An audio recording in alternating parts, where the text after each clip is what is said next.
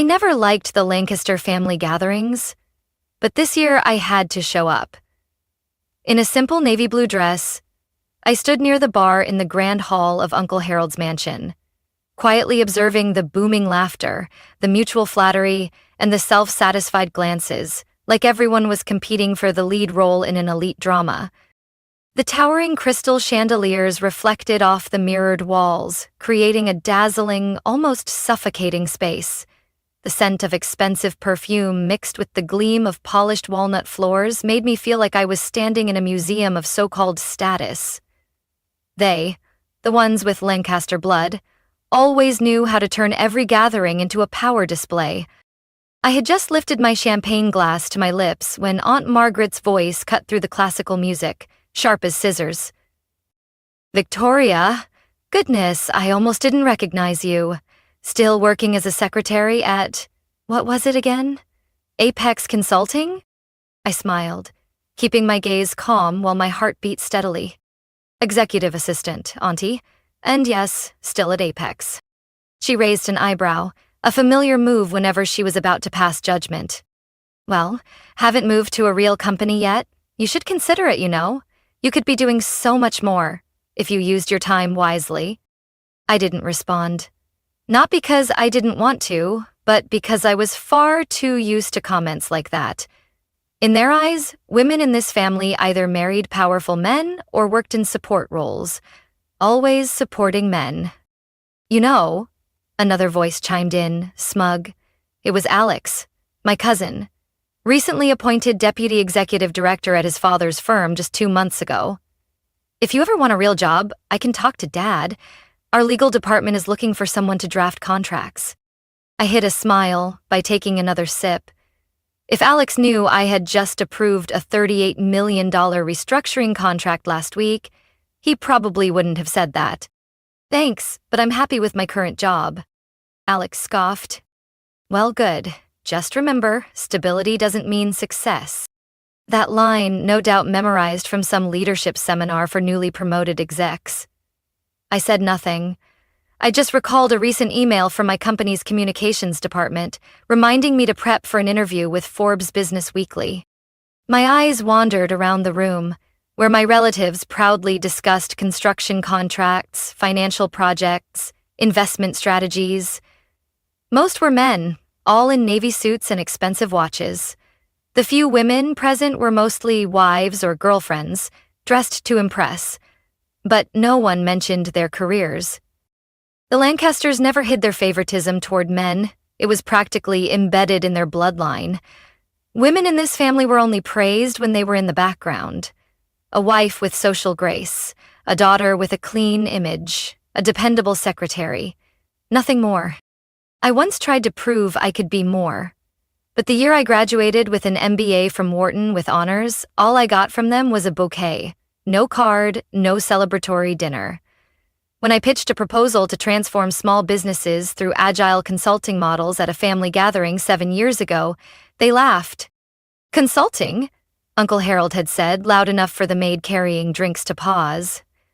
"Victoria, let the big firms handle that stuff. You should be thinking about settling down." That night, I left Uncle Harold's mansion with one goal. I would build my own empire. Quietly. And one day, they would have to listen. I chose the name Apex Solutions because it evoked the summit, the place I was headed. It started with just me and an old laptop, working from a rented office above a shoe repair shop in Milwaukee. But I had something they didn't. A clear vision, a sharp strategy, and a restructuring approach major firms hadn't dared to try. 7 years later, Apex has become a known name in corporate restructuring, but to the Lancasters, I'm still just Secretary Victoria. I looked at the glass in my hand, the light catching the thick rim like all the times I'd been underestimated. I finished my drink, set the glass down, and smiled. They never knew that the secretary they looked down on had blocked more than a few massive acquisition deals they thought were already theirs. And tonight, as they eagerly shared stories about new contracts, I waited for just one moment. The moment someone casually mentioned the name Apex. When that happened, I wouldn't need to say a word. All I'd do is smile and let the truth slowly unfold. I still remember that winter night clearly. The night every bit of belief I had in family finally crumbled. I was only 26 then, just under a year out of my MBA program. Fueled by the passion of youth, I believed that if I presented my ideas clearly enough, I could convince them, the heads of the Lancaster clan, that my proposal wasn't just feasible, it had the potential to reshape the future of small business consulting. I had prepared meticulously. Presentation slides, market reports, business models, a 3-year strategy. Everything neatly stored on the black USB drive I'd kept since college. I stood in Uncle Harold's meeting room, where the polished mahogany reflected the warm yellow lights, and began my pitch. For the first 10 minutes, they maintained polite expressions.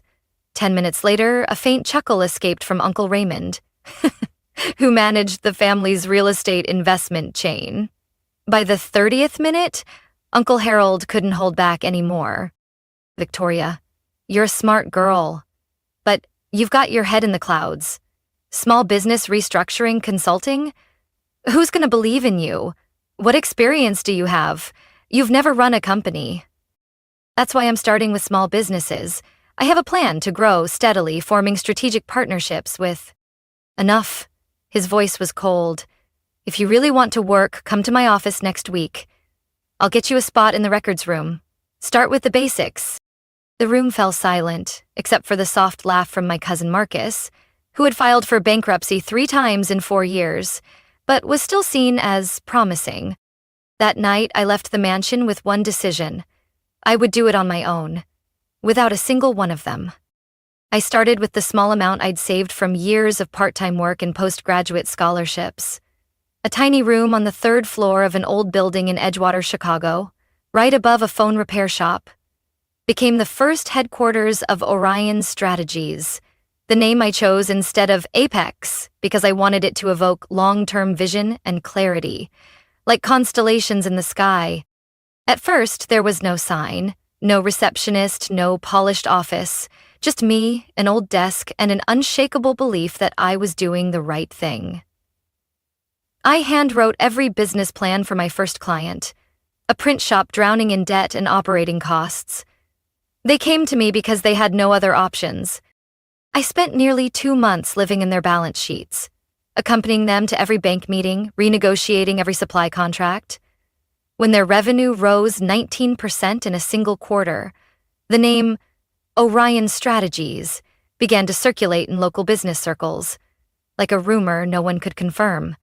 I knew if I wanted to go further, I had to stay hidden. I hired an old friend, a corporate law expert, to act as my legal representative. I signed all documents as an independent advisor. I declined every interview. When clients came in, I was the project assistant. When they left, I was the one coordinating every strategy. Every employee I hired, from analysts to accountants, signed a confidentiality agreement. They didn't know I was the founder. They only knew me as Victoria, the one who keeps everything running smoothly. 3 years later, Orion had 4 small branches in Chicago, Minneapolis, Austin, and Denver. Though no one knew my name, I had successfully negotiated contracts with 3 retail chains and a tech company on the brink of collapse. I kept myself out of every photo, every press conference, every industry event. Not because I feared being exposed, but because I wanted to steer every step myself. No spotlight distracted me. No handshake threw me off course. I vividly remember one night, walking past the office after a late meeting. The glass door still glowed faintly with the blue light from the projector, a few documents scattered on the conference table. I paused to look through the glass and saw my reflection, not the woman in a plain dress, silent at a Lancaster family gathering, but someone slowly gaining real power. The power of knowledge, perseverance, and strategy. No one in my family knew. To them, I was still Victoria, the unmarried niece working as an assistant at some company they'd never heard of. But I was quietly building an empire, solid, steady, and increasingly impossible to overlook.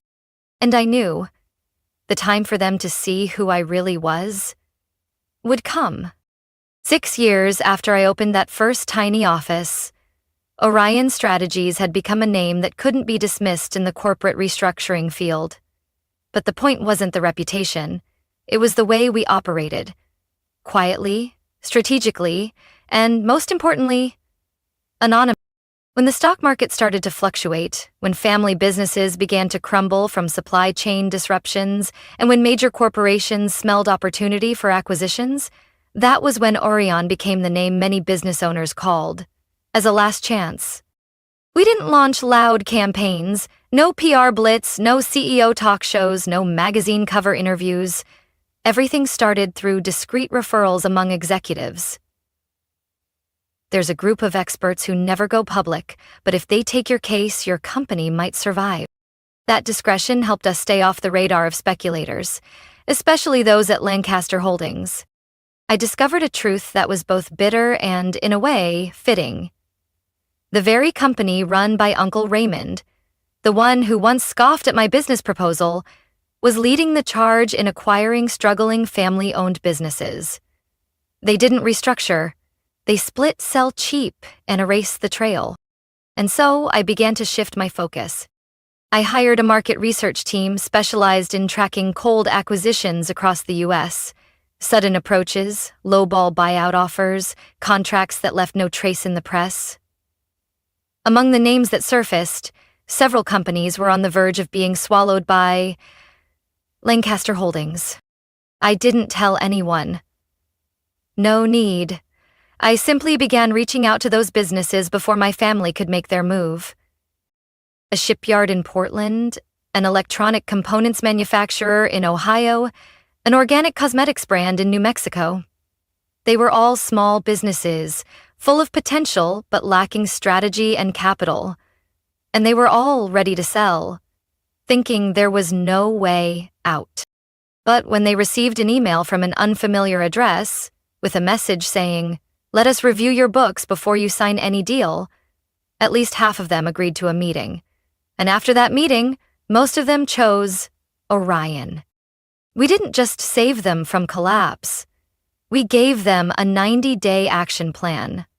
Restructuring operations, renegotiating supplier contracts, reorganizing cash flow, and, most importantly, building a sustainable roadmap for at least the next 2 years. All executed by top-tier experts, carefully selected and following the exact strategy I had laid out. With every successful case, Orion not only earned a generous consulting fee, but also quietly shut down a takeover plan from none other than my own family. The one I remember most was the deal in Seattle. A medical equipment manufacturer called Caldwell Instruments was under pressure from Lancaster Holdings. I flew out there and personally attended the meeting. Still under the title of strategic assistant, I quietly took notes, observed, and organized documents in front of the CEO. No one knew that every major decision was being made by me, step by step, through gentle suggestions from senior advisors I had trained. When I walked out of that meeting room, the Seattle sky had opened up with rain. I stood under the awning, looking toward the high-rises glowing with city lights. I knew that somewhere, in a fancy office in Manhattan, Uncle Raymond was fuming after realizing his prized deal had just been stolen by an invisible rival. But they still didn't know it was me. To the staff, I was still just Victoria from internal analysis. I never signed my real name on any documents. Every email I sent came from a shared account. Even the original founders had no idea who was leading the company. I didn't need the spotlight. All I needed was to know that with each step, each small business we saved, I was reclaiming what they had once refused to give me. 10 years passed, and Orion Strategies had opened offices in 11 cities, managing a restructuring portfolio of over 80 businesses. But no one, not even my own family, could link my name to the empire they had grown to fear, but couldn't touch. I used to think secrecy was a form of protection. Now I understand it was strategy. A perfect strategy. And when my family realized there was an unseen force blocking their every move, it might already be too late to turn back. The call came at 8 p.m. on Wednesday. I was reviewing the Southern Region expansion plan when Maya, my direct assistant, walked in, holding the internal phone. Her eyes lit with something she had just discovered. Victoria, Crestmont Industries just sent an urgent message. Looks like Lancaster Holdings is trying to pressure them into accepting a merger deal within 72 hours. And as far as I know, they reached out to Orion 2 weeks ago. I looked up and gave a small nod. I had expected this. Crestmont was one of the few remaining family-owned businesses in Missouri, specializing in advanced agricultural equipment. They were in the middle of a financial restructuring, and as usual, Lancaster Holdings had sensed weakness. Uncle Raymond and his strategic investment team were preparing to make their final move. I stood and walked over to the large glass board in my office, where our targeted deals were being closely tracked. In the upper left corner, the name Crestmont was marked in orange. I reached for a marker and circled it. Tell them I'll attend the meeting personally. Have them schedule it for Saturday morning at the Chicago headquarters. Maya hesitated. You're going to reveal yourself? I nodded. It's time. Saturday morning, I stepped into the large conference room on the 21st floor of the Orion Strategies building, the headquarters that the Lancaster family still believed belonged to a mid-tier consulting firm not worth their attention. They had walked past this place many times during investment summits, even once sat in this very room. Without realizing I had been there too, playing the role of logistics coordinator. Today was different. I chose a slate gray suit, sharply tailored, paired with a high-collared white shirt. Nothing flashy, but just enough to establish presence. Maya had already prepared the files, documents, and a detailed breakdown of the merger terms. All I had to do was walk in and deliver the final move. At 8:45 a.m., the delegation from Lancaster Holdings arrived. Leading the group was Uncle Raymond, wearing his usual confident demeanor, one hand in his suit pocket, a deep red tie standing out against a charcoal gray suit. Beside him were Alex, my cousin, now serving as a senior legal advisor, and Claire, another cousin who had once refused to partner with me when I proposed investing in her logistics startup 3 years ago. They didn't recognize me right away. To them, I was still the slightly stubborn niece of the Lancaster family, working somewhere they couldn't be bothered to remember. That changed the moment I pulled out the chair at the center of the conference table, the seat reserved for Orion Strategies' highest-ranking representative. The room shifted. Good morning. I'm Victoria Lancaster, founder and CEO of Orion Strategies, I said evenly, and I'll be leading today's meeting. Claire dropped her pen. Alex stared at me as if he were seeing a completely different person. Uncle Raymond, stunned for a split second, squinted at me. What is this? You? You're the CEO of Orion? That's impossible. Maybe because you've never really looked at me. Just like you've never really looked at any of the women in this family. Unless they were pouring drinks or entertaining guests. Maya stepped in, quietly placing folders on the table, distributing them to each person. I looked each of them in the eye, slowly, deliberately. The documents in front of you outline Orion's proposed merger terms for Crestmont Industries, if you wish to continue negotiations. If not, starting Monday, we'll proceed with acquiring 35% of Crestmont's shares, which are currently being privately offered. Backed by an international investment fund, the deal will close in 10 days. Alex cleared his throat, trying to regain composure. This isn't legitimate. You can't just show up and change the rules like this. I'm not changing the rules, I cut in. I'm just the only one here who knows the whole board. Uncle Raymond looked at me with a complicated expression. You've hidden this from us for 10 years. You're betraying your family. I let out a laugh, but there wasn't a hint of humor in it. Betrayal? What family, exactly? The one that laughed at me during a meeting when I talked about starting my own business? Or the one that only mentions my name as an example of a girl who hasn't made it? I stood up, my hand resting lightly on the folder in front of me. I used your dismissal as a shield, and with it I built a company that doesn't just survive. It's redefining how businesses are saved. Not to be sold off, but to be revived. I paused, my gaze locked on Uncle Raymond. Crestmont is your last chance to collaborate with respect. If the family chooses to continue its path of acquisition, then I'll see you on the stock exchange. And with a slight nod, I stepped out of the meeting room, leaving behind stunned faces, an echo of silence, and the quiet shift of a storm changing direction. I didn't go back in right away. Instead, I stood by the glass hallway on the 21st floor, looking down at the bustling street below. The March wind cut through my thick coat, but I didn't feel cold. I felt clearer than ever. The look in Uncle Raymond's eyes earlier, confusion, yes, but also a hint of fear. Maya stepped beside me, holding a tablet. Claire's reviewing the contract again, Alex is on the phone with legal, and Uncle Raymond? He's wondering how the niece he once called invisible just managed to put the entire family on the defensive. I smiled faintly, still watching the city. I decided to return. This game wasn't over yet. When I pushed open the door, the mood had shifted. Claire was no longer sitting upright. Alex had loosened his tie and was flipping through the documents tensely. Uncle Raymond sat with arms crossed, stone-faced, but his eyes were darting, searching for an exit. I pulled out my chair and sat down slowly, deliberately. "I assume you're trying to find a way to regain control," I said calmly, as if beginning a routine internal meeting. "Allow me to save you some time." I snapped my fingers. Maya handed me another folder. I pulled out 3 documents and placed one in front of each person. These are records of the deals Lancaster Holdings pursued over the past 3 years, but that ultimately fell through with no clear reason. Alex frowned, studying me. Claire began flipping through the papers. Uncle Raymond didn't move. It seemed he already knew what was coming. I listed them one by one. Plymouth Textiles. Deal fell apart at the last minute after a consulting firm proposed a full restructuring plan that increased the company's valuation by 23%.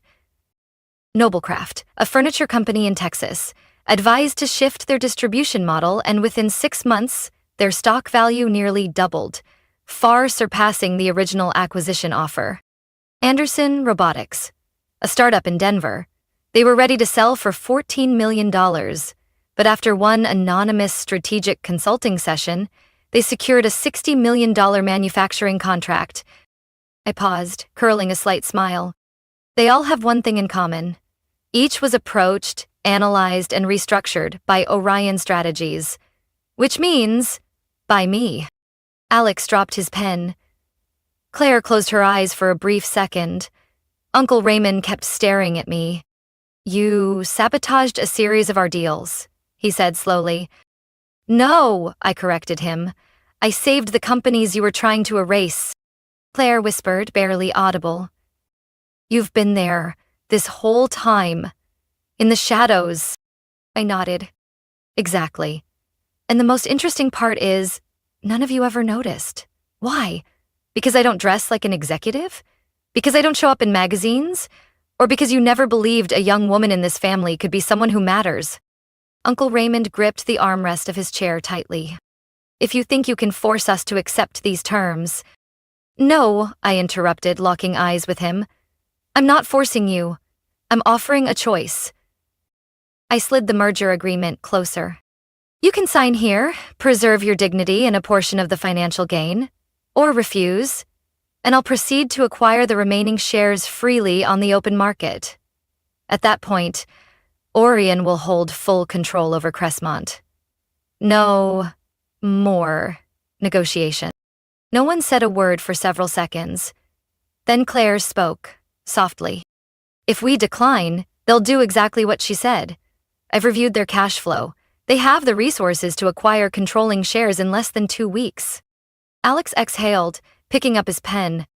"I think we should accept." Uncle Raymond suddenly stood up. "I need a minute." He left the room, slamming the door hard enough to rattle the water glasses. Maya leaned toward me and whispered, "Do you want to pause the meeting?" I shook my head. "No. They need time to realize the world has changed.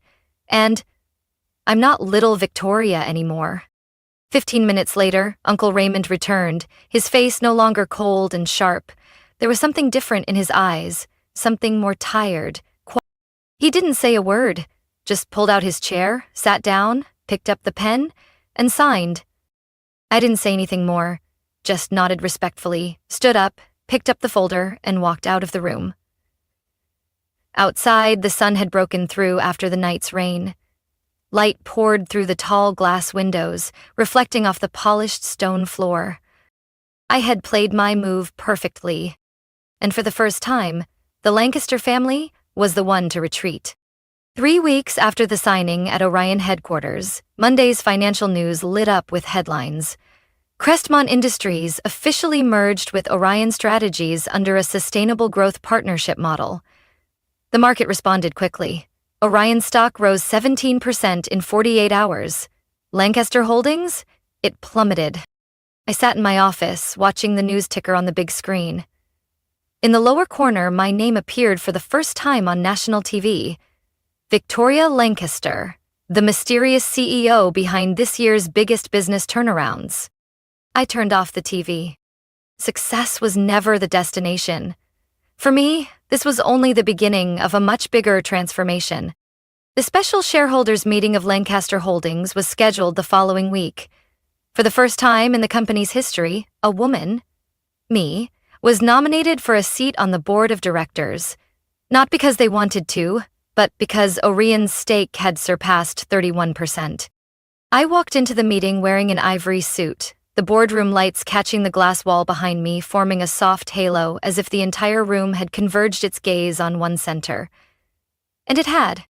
The faces of the aging board members, mostly men, showed unease they couldn't hide. A few forced polite smiles, others avoided eye contact, but one person didn't show up. Alex, the cousin who once smugly claimed he could get me a real job, had just been asked to step down temporarily from his legal advisor role due to conflicts of interest uncovered in multiple deals. I didn't feel triumphant, I just felt right. When invited to speak, I stepped up to the podium, placed my hand on the table, and looked straight into the camera, live streaming to thousands of shareholders. We will no longer operate by outdated thinking, buy low, sell high, strip down, and walk away. Starting today, Lancaster Holdings will become a platform for investment, renewal, and restoration. We won't just acquire companies, we will help them stand on their own, and I'm here to make sure of that. I stepped down to a smattering of applause that gradually swelled into a full round.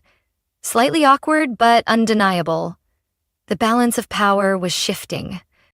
Claire, my cousin, who once deeply doubted me, sent an apology email. It wasn't long, just, "You were right, and you did what no one thought possible. I hope one day I can learn from you." I read it, saved it to my to remember folder, and didn't respond. Uncle Raymond, on the other hand, remained completely silent. I knew it wouldn't be easy for him to accept defeat, especially when it came at the hands of someone he once saw as a shadow on the sidelines. But the last time we ran into each other at an industry event, he simply nodded at me. No criticism, no condescension, just a nod. Perhaps that was the biggest acknowledgement he could give me. As for Patricia, the ever-composed aunt, she began a campaign to rebuild her image. She appeared on a podcast for accomplished women, her voice sweet. I always believed Victoria had potential. Our family is very proud of her. Unfortunately, the internet doesn't forgive easily. Within an hour of the podcast airing, an old video from the previous year resurfaced, at a family birthday party, where Patricia plainly told me in front of everyone, "Victoria, stop dreaming. You don't have the Lancaster business gene. That's for the men." The clip went viral. The hashtag, "This is the real Patricia," trended overnight. Aunt Patricia had to pause all media appearances, delete her personal social media accounts, and avoid the press. 2 months later, James, the youngest cousin, asked to meet me at a cafe in Lincoln Park. He brought a pitch for a joint venture, an investment arm under Orion, focused on female-founded startups. It sounded noble, but I saw the ambition in his eyes. James never did anything that didn't benefit himself. I sipped my coffee, looked him in the eye. James, Orion wasn't built to monopolize. We built it to share value. But only with those who truly believe in that. You're not ready. I stood, left the check along with my short refusal, and walked out. Behind me, James sat in silence, his usual confidence gone for the first time. I didn't need to defeat them. They lost their footing all on their own, through arrogance and bias. Justice doesn't always arrive with a gavel. Sometimes it comes when the people who once dismissed you are forced to listen. And in my case, to learn. Silence. 3 months after that historic shareholder meeting, my life entered a completely new phase. No more hiding behind anonymity. No more pretending to be an admin or silent observer in boardrooms. I, Victoria Lancaster, was now not only recognized as the force behind Orion strategies, but also a symbol for the women once overlooked, once dismissed for not fitting the mold. Interview requests, partnership offers, panel invitations, they came flooding in like a wave. But I didn't accept them all. I chose carefully. Because I knew I didn't need to be a public figure. I needed to be real.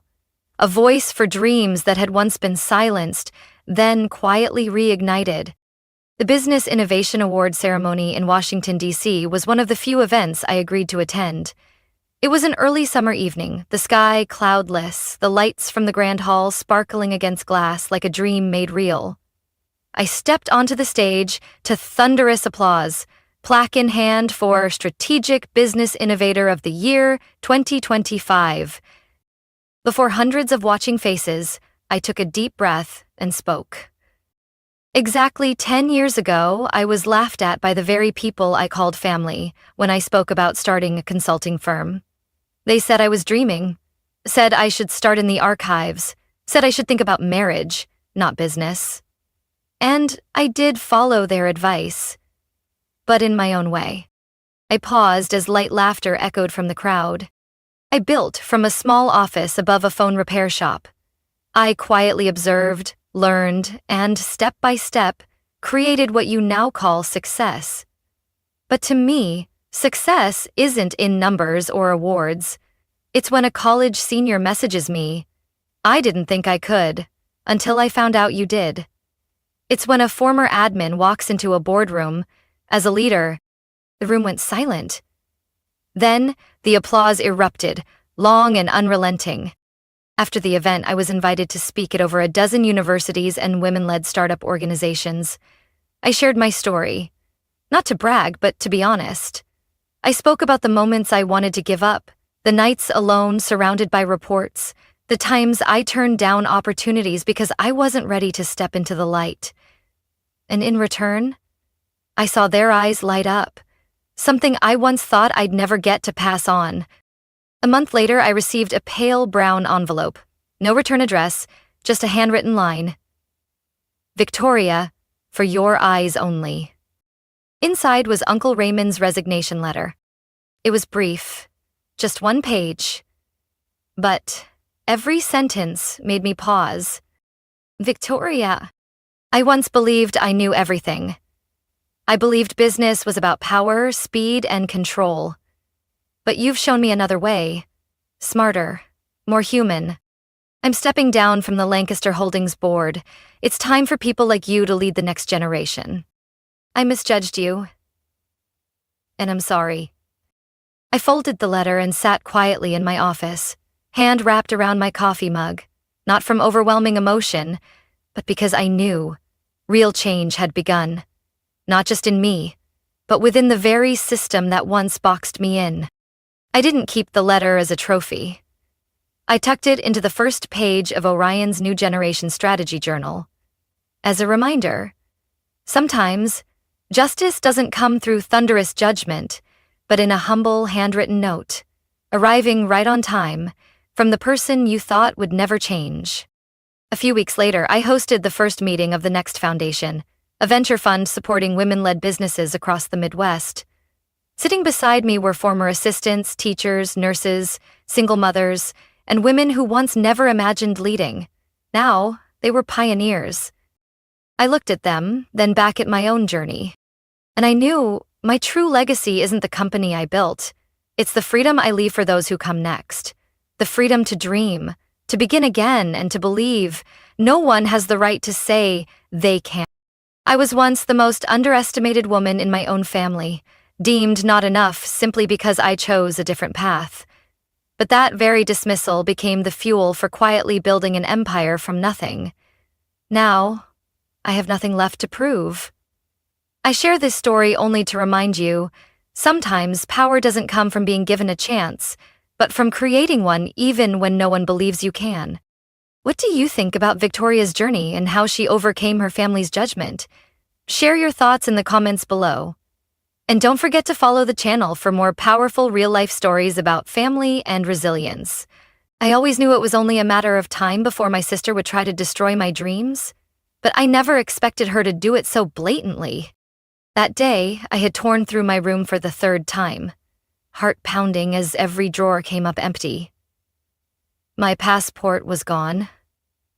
The one thing I needed to board my flight for the scholarship interview in Paris had vanished. Just last night, it was safely tucked in the folder on my desk.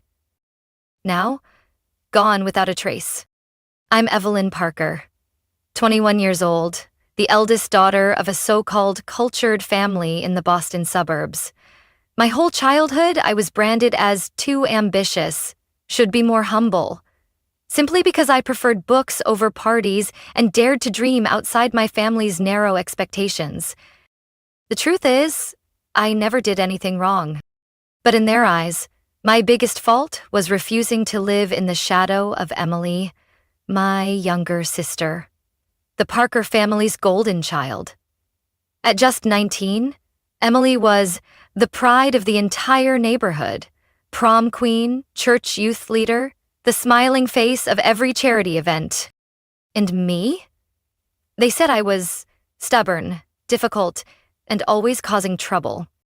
Evelyn, what mess are you making up there again? My mother's voice drifted up from the kitchen, sweet but sharp as a blade. Your passport? You probably misplaced it. You get so scatterbrained when you're stressed, remember? I bit my lip, swallowing the anger rising in my throat. This wasn't the first time, and it was certainly not my fault. At the door, that all-too-familiar silhouette leaned against the frame.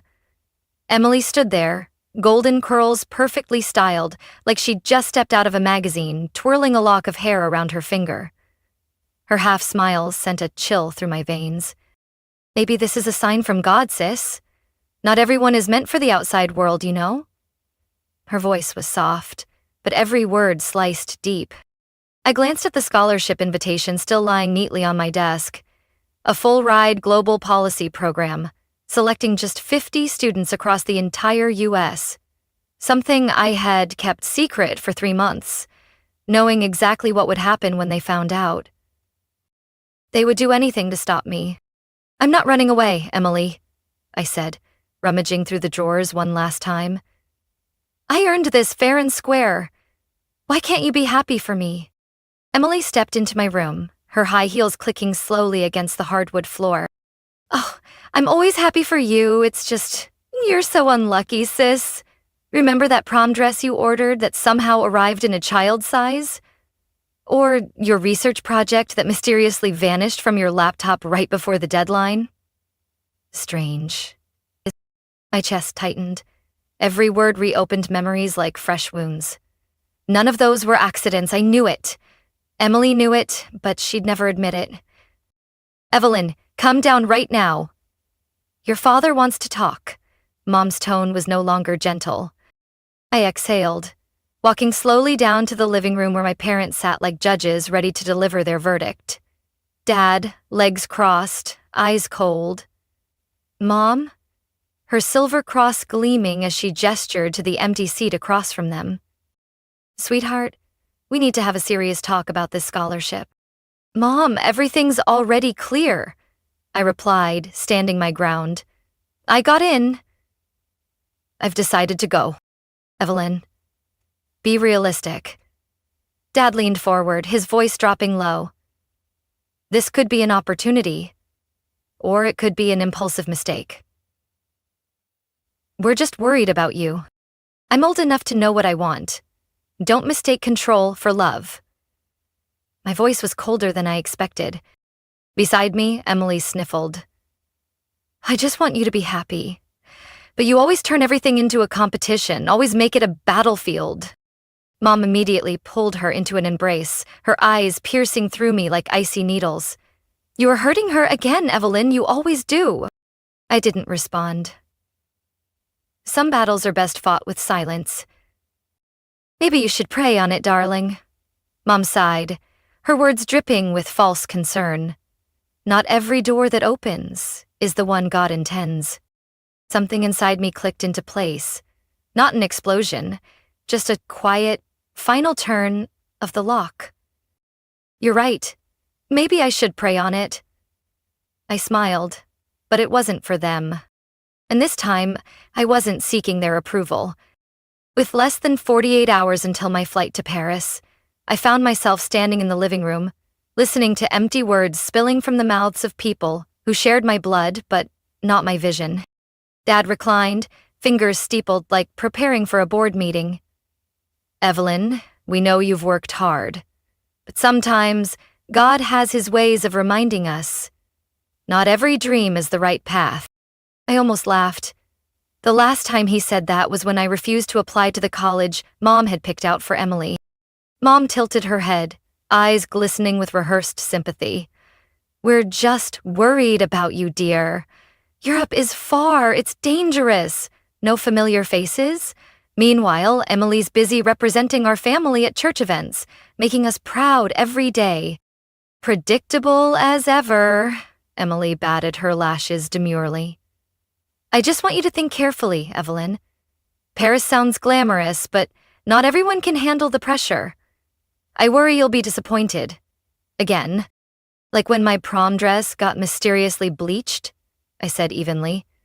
"Or when my research project disappeared right before submission, even though you were the last one to use my laptop." The room thickened with an awkward silence.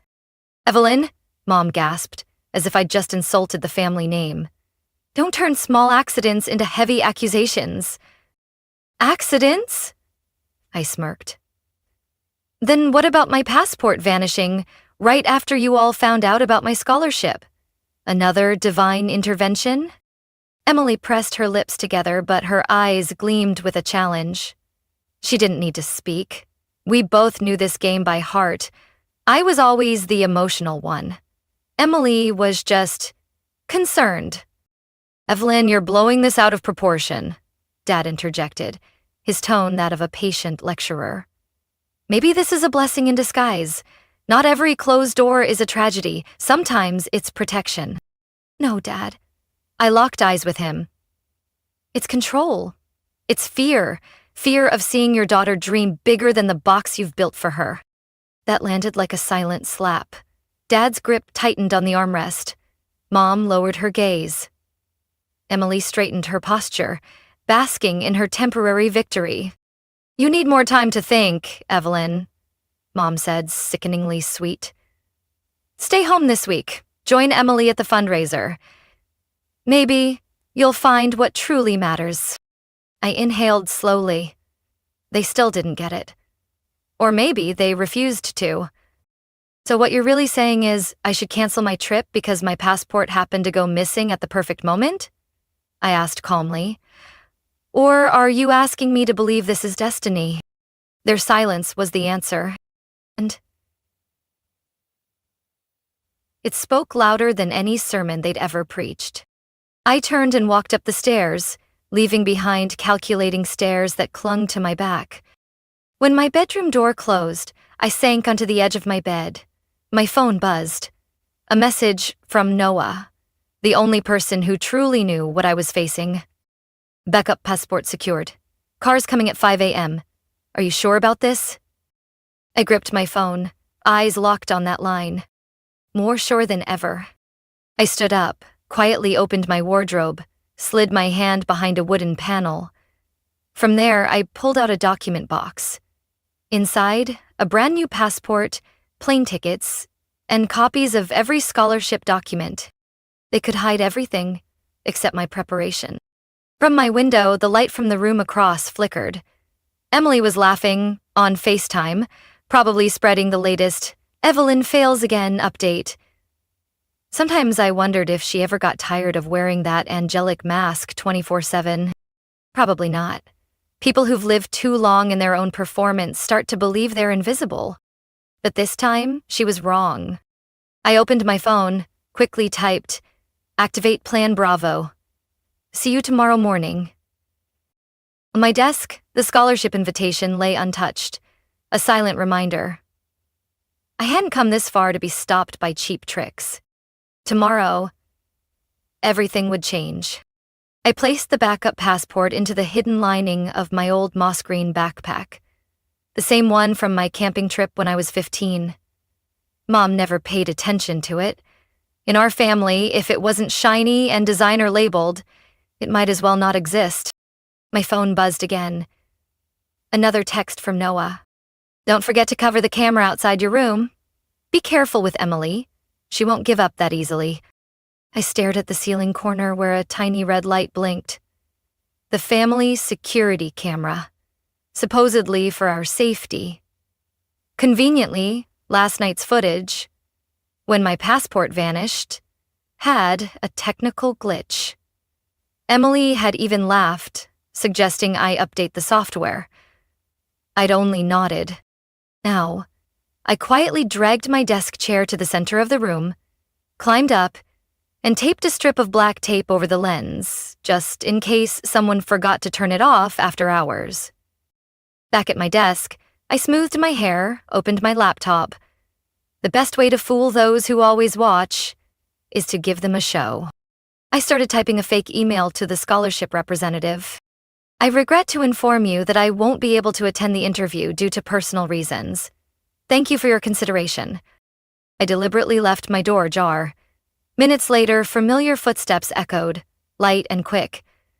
Emily's signature pace. I didn't turn, but I could feel her eyes scanning every detail of my screen. "Evelyn?" Her voice dripped sweetness, like honey swirling in hot tea, but I was immune to that sugar coating by now. I exhaled softly, adding another line. "I hope to apply again next year, if there's still an opportunity." You're giving up?" Emily asked, her tone laced with cautious disbelief. I shrugged, turning just enough to reveal a face tinged with quiet resignation. "I think maybe everyone's right. Europe is too much. Maybe this is a sign from God. I should learn to accept it." She smiled, not wide, not obvious, just a slight curve of her lips, but to me it echoed like a victory lap. Emily nodded slowly, gently closing my door, as if she were the bigger person. But I knew, the moment that door clicked shut, she was already texting at least 3 friends about my supposed epiphany. Fine. Let them think I'd surrendered. I sat still for a moment, until her footsteps faded down the stairs. Then I opened my secret group chat with Noah. "Camera disabled. Family thinks I've given up. Plan Bravo is a go." His reply was almost instant. "I'll get you out safely. Tomorrow, 4:45. Car waiting at Applewood." I nodded to myself in the dark. This plan had been in motion for 3 months. Ever since I quietly applied for a new passport, hid my plane tickets under the false bottom of an old shoebox, and created a dummy application for a trip that would never happen. Every detail was meant to mislead them. I sat down to handwrite a letter. Not a farewell, more like a declaration of freedom. I sealed it in an envelope, scribbling on the front, "For those who think they know who I am." That night, I didn't sleep. I sat by the window, watching the light spilling from Emily's room across the yard, her laughter slicing through the past like a knife. 4:30 a.m. I changed into jeans, a khaki jacket, tied my hair back, and slung on the old backpack where everything was hidden. Every step had to be as precise as a chess move. I skipped the 3rd stair, the one that creaks, and tiptoed into the kitchen. Mom had set the coffee maker for 5 a.m. for her early Bible study, so the scent of brewing coffee was already seeping into the air, masking the tension. I eased the door open. Unfortunately, the hinge let out a sharp creak. I held my breath. The sound of a toilet flushing upstairs echoed down. The bathroom door opened. I bolted out the front door like a shadow, sprinting across the lawn.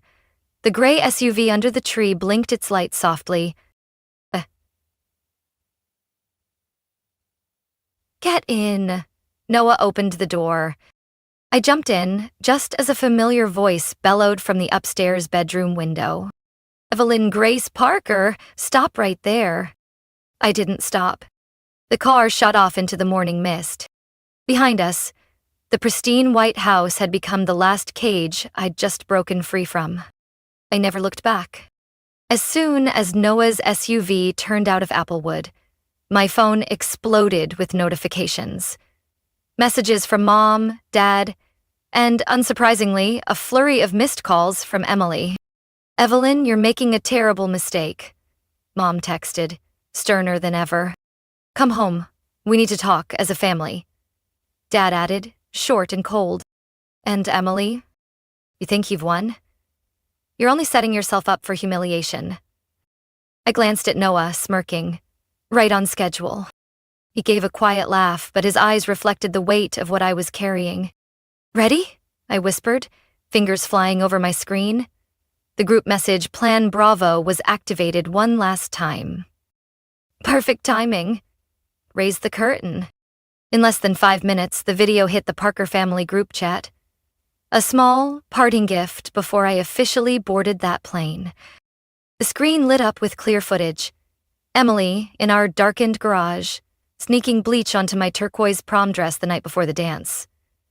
Another clip showed her slipping into my room, removing the external hard drive from my laptop right before my project deadline. I added a simple caption. "May God forgive those who preach virtue with bleach-stained hands." Noah whistled when he saw my face. Savage. Not done yet. I swiped to the next slide. A photo of me at the Boston passport office on March 12th appeared, crystal clear. Official stamps, confirmation emails, postal tracking, everything lined up.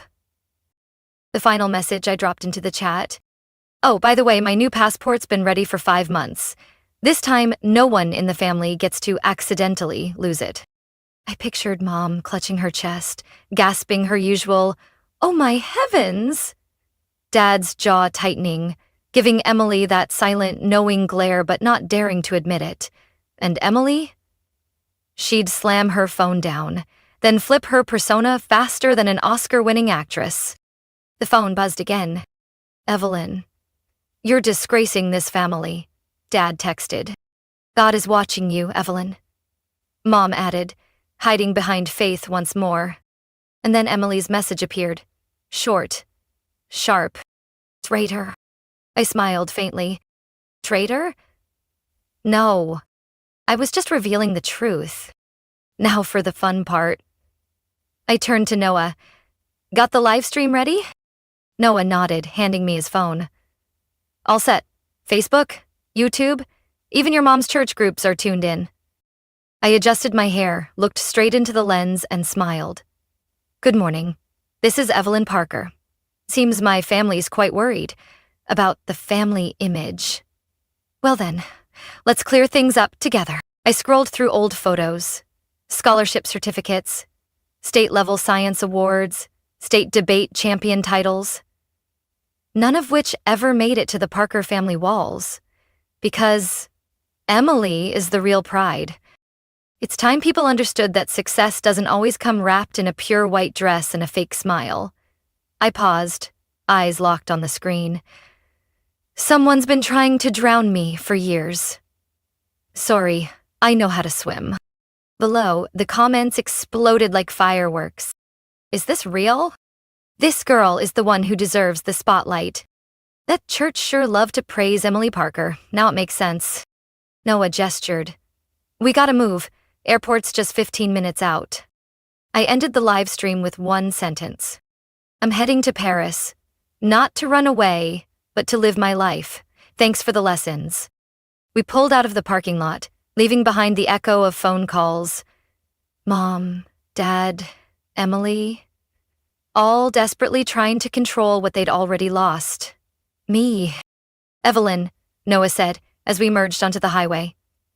They're not going to let this go easily. I leaned my head against the window, watching the sunrise break through. That's fine, as long as they understand one thing.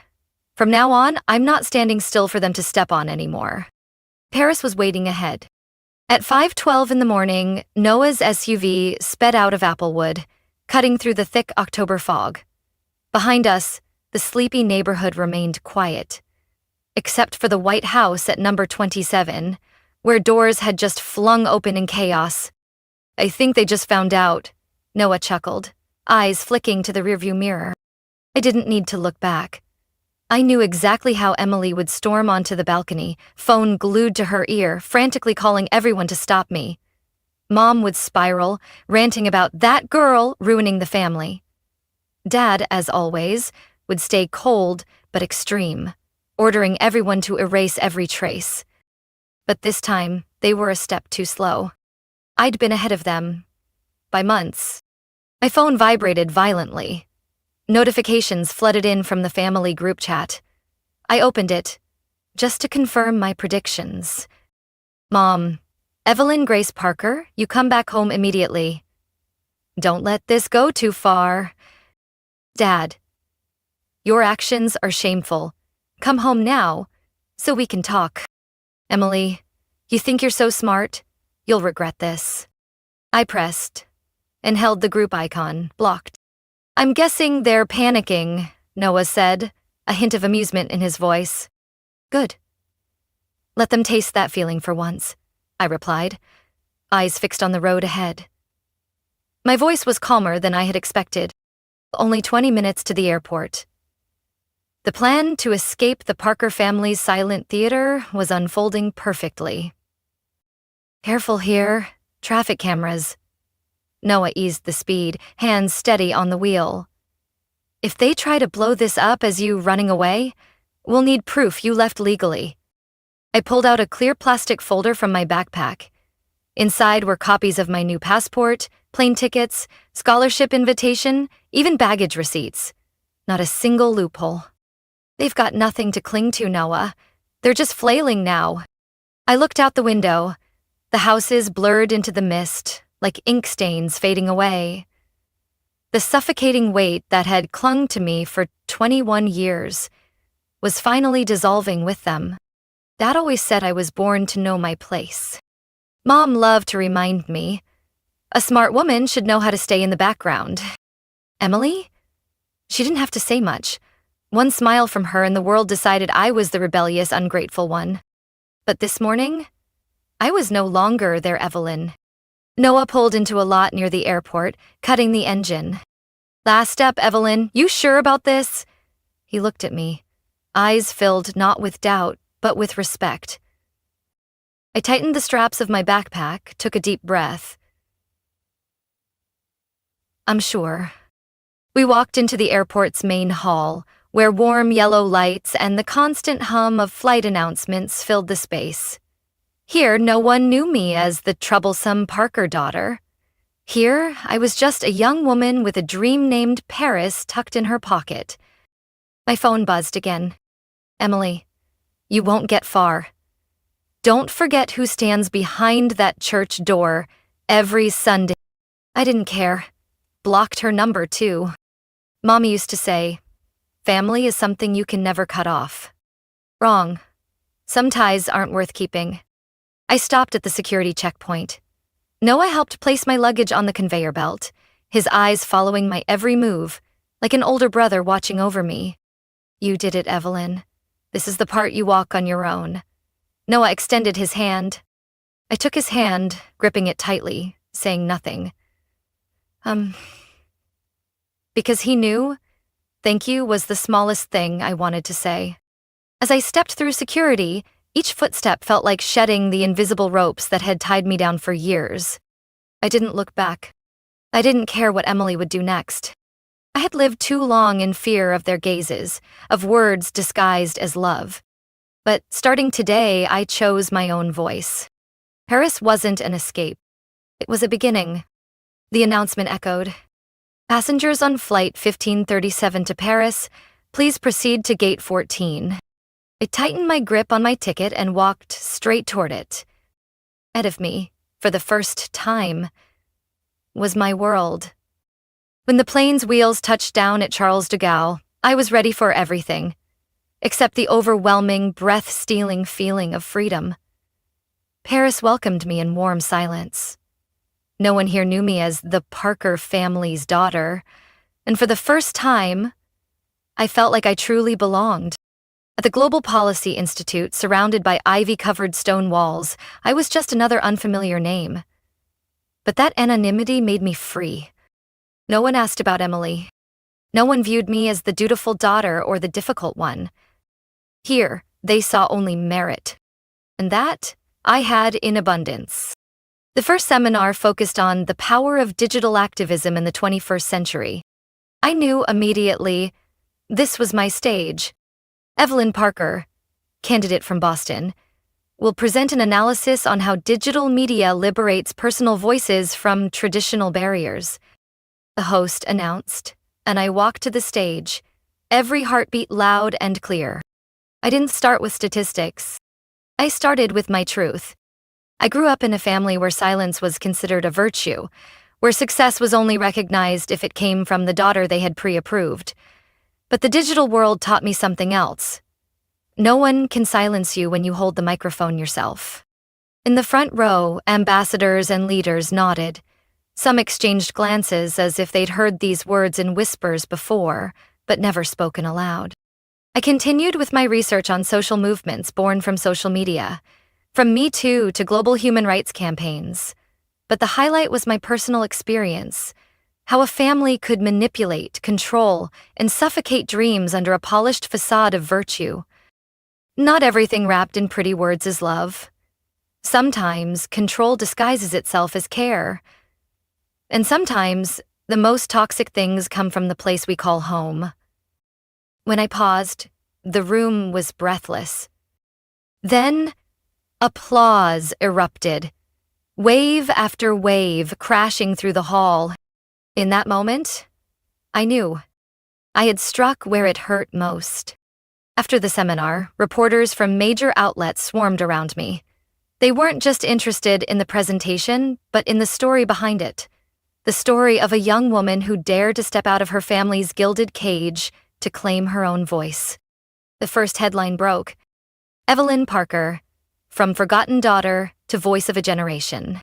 Within 48 hours, the shadows of the Parker family were dragged into the light.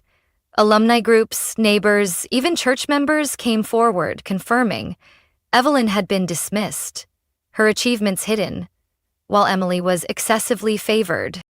Emily reacted immediately. She posted a 5-minute video on social media, crying about how her sister fabricated stories to destroy the family's reputation, insisting she only wanted to protect unity. But this time, the old script didn't work. The comments were ruthless. Then who ruined her prom dress? Care to explain the garage camera footage? And did she fake the scholarship invitation and stellar records too? Emily quietly deleted the video within hours. Her once perfect social media accounts vanished without a trace. And then the confirmation came. Emily Parker was suspended from her role as youth pastor at the church due to ethical concerns. Meanwhile, I was invited to a special interview on an international television network. The host asked, "Evelyn, why do you think your story resonates so powerfully?" I looked straight into the camera and smiled.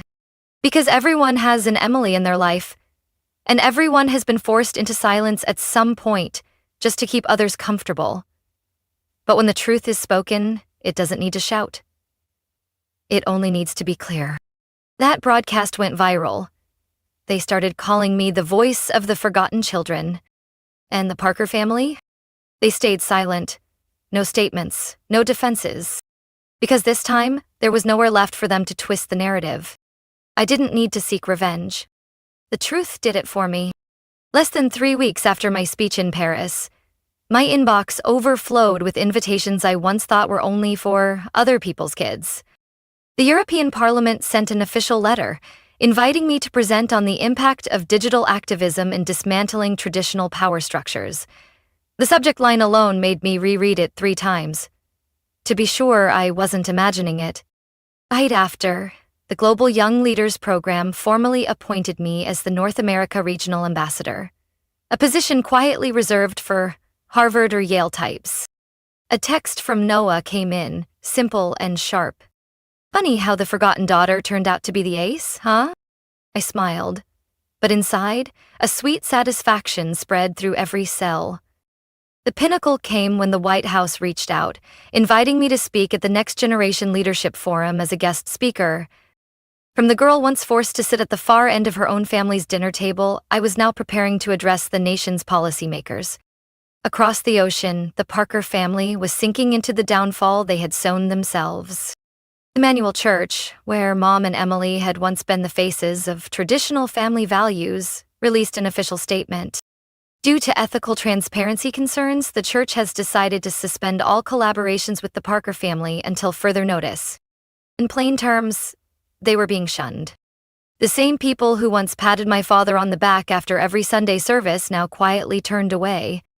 Mom, once so proud of her image as the self-sacrificing family woman, no longer dared step outside. As for Emily, she tried clinging to the remnants of her fading spotlight, live streaming videos claiming she was merely a victim of misunderstanding, that my sister changed because of fame. But this time, the internet wasn't so easily fooled. Care to explain the garage video, Emily? Time to take responsibility, Golden Girl. Your sister's success isn't your failure. Own up. Finally, after 3 deleted posts and 2 disabled comment sections, Emily uploaded one last video. But this time, no fake tears. Her face appeared pale, no makeup, no familiar pink filters. Hello, everyone. I'm Emily Parker. Today, I'm not making excuses, not defending myself. She took a deep breath, looking straight into the camera. For the first time, her gaze didn't flinch. I was wrong. I was jealous of my sister, and instead of striving to be better, I chose to sabotage. Deep down, I was scared. I feared that if Evelyn was recognized, the praise I'd been basking in would disappear. Her head lowered, voice softening. I'm sorry, Evelyn. Not for what you said on stage, but for every time you stayed silent while I deliberately stepped on you. That video spread quickly. But this time, the response was different. Owning your mistakes is the first step. Good luck. No one's perfect, but it takes courage to admit you're wrong.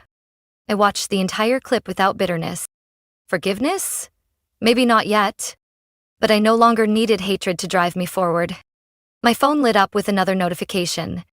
Global Initiative nominates Evelyn Parker for the 2025 Emerging Young Leader Award. Noah texted, You've already won. Not because you beat them, Evelyn, but because you outgrew them. I gazed out the window, where the Parisian lights stretched across centuries-old rooftops. The Parker family always thought I would remain a shadow. A daughter who knew her place, stayed quiet, and shrank herself to fit the mold they designed. But they were wrong. And now, as they're forced to watch my success unfold across the media, they're learning the hard way. The more you try to silence a voice, the louder it becomes. That morning, right after my article, Freeing Your Worth from the Family Cage, was published on Global Voices, my phone wouldn't stop buzzing. But this time, it wasn't warnings or guilt trips from my parents. Instead, it was messages from strangers, young people reaching out. I'm Lily, 22. My family used to lock me into the label of the failed child. Thank you for speaking up. Evelyn, your story gave me the courage to apply to my dream school, even though my mom told me stop daydreaming. Each message was a fragment of lives crushed under warped expectations. And I realized my journey wasn't the exception. It was part of a much bigger picture. I knew then I couldn't stop at telling just my story. That's how the Unseen Voices was born. a platform for young people overlooked by their own families, helping them reclaim their voices and redefine their worth. I started with small workshops in Paris, where I lived and worked, but within 3 months, the project had spread across universities in Europe, then to the US, Asia, and Africa. Every week, I received handwritten letters, long emails pouring out stories of other Evelyns, girls told to stay in their place, boys labeled as useless dreamers for not following the family business, children forced to shrink so others could feel bigger. And with every story, I didn't just listen. I helped them write a new chapter. One June evening, after finishing a speech at the United Nations Youth Forum, my assistant handed me an envelope. Sender: Linda Parker. I stared at the familiar handwriting. Inside was a small note, only a few lines. We didn't understand you, but that's no longer a reason to keep you in that cage. I hope one day we can look at each other honestly, without playing roles. I felt peaceful. Forgiveness is a choice, but accepting that I no longer needed their approval, that was true freedom. I folded the note, carefully placing it in the drawer where I kept letters, articles, and messages from young people who found themselves through the Black Sheep success story. At the Global Women in Leadership Conference, I was invited to speak on turning underestimation into motivation for success. Stepping onto the stage, in front of thousands, I no longer felt like I was standing in a place of judgment.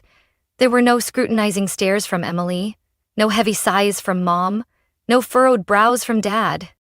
This time, their eyes reflected genuine respect. Not because they were forced to, but because my story had touched them. I was once called a failure, a rebel. But they forgot. The black sheep isn't always lost. Sometimes, it's just carving a different path. And when it's determined enough, it becomes the one that leads the flock out of outdated comfort zones. The audience rose in a standing ovation. My existence no longer hinged on past perceptions. In that moment, I realized my story was no longer about revenge, no longer about exposing anyone. It had become a symbol for those who had been sidelined, silenced, forced into shadows for not fitting family molds. Black Sheep success wasn't a title. It was a reminder that true worth doesn't come from being granted permission. It comes from daring to stand, even if you stand alone. The auditorium lights dimmed, leaving the stage bathed in TED Talk's signature red glow. My name appeared on the big screen, with a simple subtitle, From Black Sheep to Changemaker. I walked to center stage. My steps no longer trembled as they once did, not because I'd grown used to attention, but because I now knew I was speaking for millions who'd been overlooked, whose dreams were snuffed out in their own homes. I grew up in a family that believed obedience was the greatest virtue in a daughter, I began, my voice steady, free of bitterness, simply stating the truth.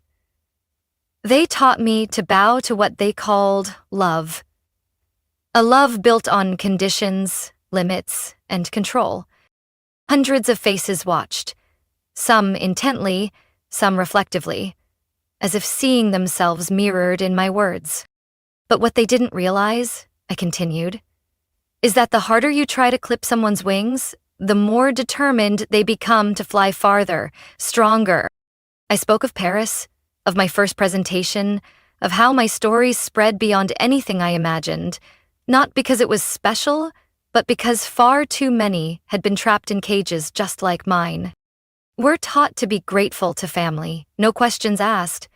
But that doesn't mean we have to accept being diminished, manipulated, under the guise of love. The applause echoed, sharp and certain. Family isn't just blood, I said, looking straight into the camera, where millions were watching live from around the world. Family is the people who truly see you, who cherish you, and who lift you up, even when you choose a path different from theirs. I paused, letting the silence stretch like an invisible exclamation point. I used to think revenge meant making those who belittled me regret it. But then I realized The sweetest revenge is living better, succeeding more, and, most importantly, not letting the past dictate your future. The audience rose in a standing ovation, not polite applause. This was the sound of people who had just heard something that struck deep within. After the talk, I stepped backstage. Noah was already there, holding my usual coffee. He didn't say much, just handed it to me and nodded. My phone buzzed, a message from Emily. "You were right. Family isn't a cage to lock each other in. I'm trying to learn how to be part of something better. No longer just someone's shadow. Thank you for not waiting for me to change before living your life." I read it again, then tucked my phone into my pocket. Forgiveness doesn't happen instantly. But I smiled, knowing I had finally stepped out of that endless loop of the past. My black sheep success story was no longer a counterattack on the Parker family. It had become a symbol for an entire generation. Those once labeled too different, too dreamy, too much, in a world obsessed with fitting in. As I exited the auditorium, a group of students from the Unseen Voices program waited. "Evelyn, you're the reason we dared to stand here today," said a brown-haired girl, her voice trembling but her eyes steady. I wasn't a superhero. I was just a girl who had once been as afraid as they were. But choosing to walk through that fear had made all the difference. And now they were taking their first steps too. I understood this journey wouldn't end with a TED Talk or an award. Because every day, somewhere in the world, there were still children being forced to shrink themselves to fit others' expectations. But if even one person dared to stand up, that chain would start to break, link by link. I would keep holding the pliers to cut through those chains. Not because I had anything to prove to anyone, but because I owed myself a free life. That day, Paris glowed under golden sunlight. I walked forward, heart unburdened. Once the forgotten daughter. Now, I no longer needed to be remembered to know my worth. I stepped into the light, and this time, it wasn't from anyone's shadow. Evelyn's story is not just a journey of breaking free from family control, but a powerful reminder. True success doesn't come from proving others wrong. It comes from living true to your own values. In today's world, many young people are still being suffocated by outdated molds, but courage to step out of the comfort zone is the key to freedom. Evelyn has become a symbol for a generation that dares to be different, to fail, and to write their own stories. What do you think about Evelyn's journey and the message behind this story? Share your thoughts in the comments below. Don't forget to follow the channel for more meaningful and heartfelt stories about family and life in upcoming videos.